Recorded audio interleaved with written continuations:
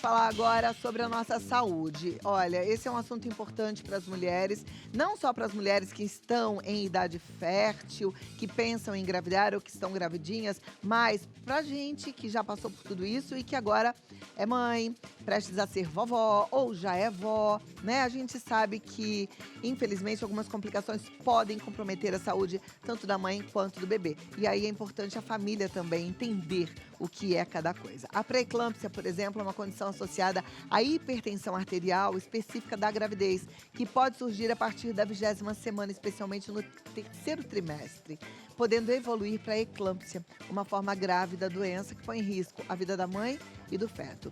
Outra complicação é o diabetes gestacional, causado pela resistência à insulina, induzida pelos hormônios da gravidez. Embora seja uma condição temporária, requer um monitoramento rigoroso para evitar riscos maiores. Quem vai conversar com a gente sobre tudo isso é o ginecologista Dr. Rodrigo Ferrarese. Seja bem-vindo. Obrigada por estar aqui, uma alegria te receber, viu? Vamos lá, doutor. A gente acompanhou aí o caso da cantora Lecha, foi triste, né? E tantas outras mulheres passam pela mesma situação. E eu acho que é uma informação que a gente precisa sempre trazer aqui para alertar as mamães. Com certeza, a gente precisa trazer esse alerta, Cláudia, por conta de ser algo prevenível. Então, em algumas pacientes, a gente consegue ter a prevenção quando a gente tem algum fator de risco associado, e acho que a gente pode comentar um pouquinho deles. E também é importante porque é a principal causa de morte materna aqui no Brasil. É, a importância do pré-natal, assim que a mamãe descobre que está grávida. É fundamental o pré-natal. A gente hoje consegue ter o pré-natal no Brasil inteiro pelo SUS e fazer o pré-natal a gente consegue diagnosticar essas doenças logo no início para a gente poder tratar e identificar os fatores de risco que eu comentei para vocês. E aí começar uma prevenção de pré-eclâmpsia, de diabetes gestacional. Observar os fatores de risco é algo muito importante. Quais são os fatores de risco? Quando a gente fala da pressão alta, da pré-eclâmpsia, da eclâmpsia, os fatores de risco que a gente tem são vários, mas os principais, quando a paciente vai ter um primeiro filho, ela precisa ficar atenta porque ela não tem um histórico dela. Quando a paciente já teve uma gestação que teve pré-eclâmpsia antes, quando a paciente ela tem pressão alta e até mesmo quando a mãe dela teve pré-eclâmpsia. Então esse dado é algo importante que elas precisam saber, se a mãe dela teve pré-eclâmpsia ou não, para poder contar para o pré-natalista, porque isso entra como fator de risco. Diabetes gestacional está ligada à pré-eclâmpsia? É outro fator de risco que a gente tem. Então, a diabetes gestacional é um fator de risco para a pré-eclâmpsia e a pré-eclâmpsia é um fator de risco para o diabetes gestacional. O que vem primeiro? Vem tudo junto, na verdade. O diabetes ele pode vir no começo. Então, a gente consegue ter o diagnóstico da diabetes gestacional logo na primeira consulta do pré-natal, quando ela faz o exame de sangue. Já a pré-eclâmpsia, a eclâmpsia em si, a gente só consegue ter o diagnóstico depois de 20 semanas. Então, a diabetes gestacional pode vir primeiro. Não é uma regra, mas pode acontecer. Diabetes gestacional não é algo que só vai acontecer com as mamães que engravidaram no sobrepeso ou com obesidade, e nem das que engordaram muito durante a gestação, né? Eu conheço gestante magrinha que já está com diabetes gestacional. Por que ela acontece? Isso é algo metabólico, então está relacionado mais à questão hormonal envolvendo a gravidez, que aí mistura os hormônios da gravidez com a insulina, que controla essa questão do açúcar. Então, não necessariamente tem essa relação direta entre sobrepeso e obesidade com diabetes, mas é um fator a mais. É a mamãe que perde a linha, né? Na gestação a gente tem muita fome, acaba engordando muito, tem um risco maior tanto para diabetes gestacional quanto para eclâmpsia? Sim, esse risco está maior para os dois casos.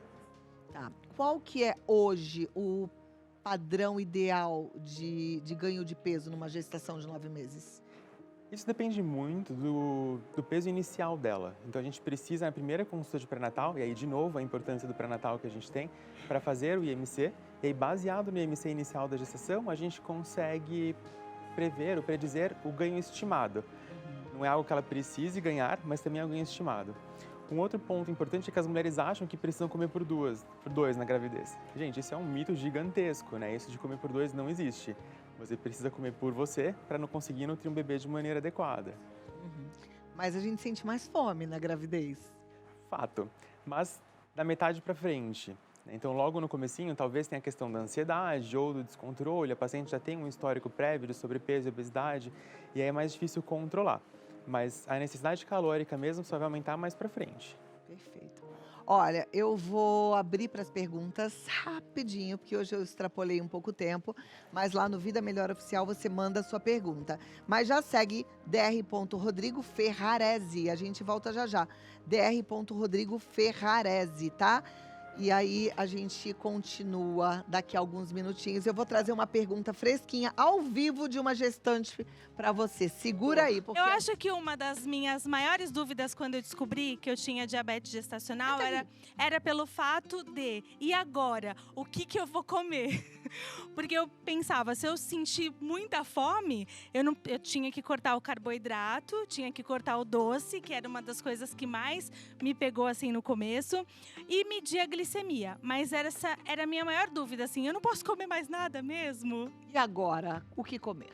Esse é um outro grande mito que tem na gravidez, né? Porque ficar sem comer é algo que a gente não quer que a gestante faça.